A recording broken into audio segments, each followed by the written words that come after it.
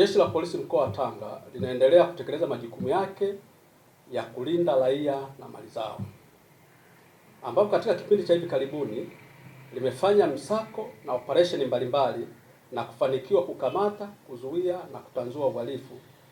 na jumla ya watuhumiwa 69 wamekamatwa katika maeneo mbalimbali ya mkoa wa Tanga.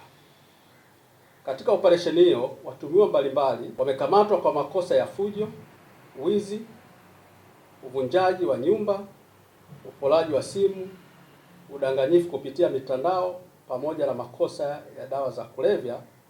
na pombe bandia, ambapo hatua za kisheria zinaendelea kuchukuliwa dhidi yao.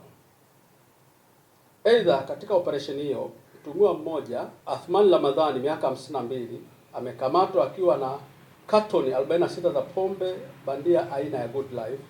pamoja na vifaa vya kugushi. Pia watuhumiwa wawili wamekamatwa kwa kosa la kupatikana na dawa za kulevya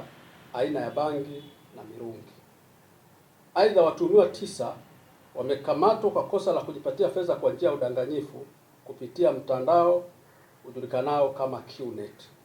ambapo wameshafikishwa mahakamani na mashauri yao yanaendelea. Vile vile Jeshi la Polisi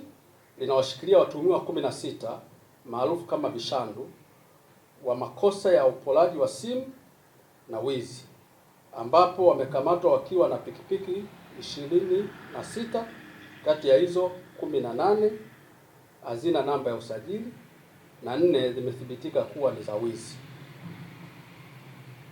Aidha, katika operesheni ya kupambana na dawa ya kulevya, jumla ya watuhumiwa 26 wamekamatwa katika kipindi cha Machi hadi Aprili 2026. Kwa upande wa makosa ya usalama barabarani, jumla ya madereva 911 wamekamatwa kwa kuvunja sheria za usalama barabarani na kupewa adhabu mbalimbali. Aidha, katika mafanikio ya kesi zilizofikishwa mahakamani, jumla ya washtakiwa 12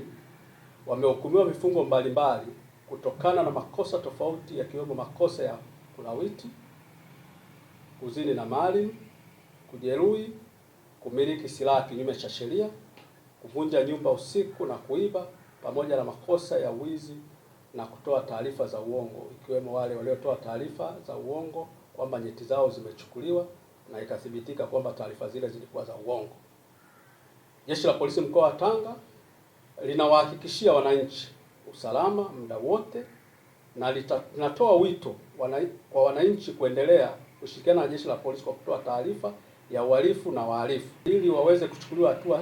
stahiki za kisheria.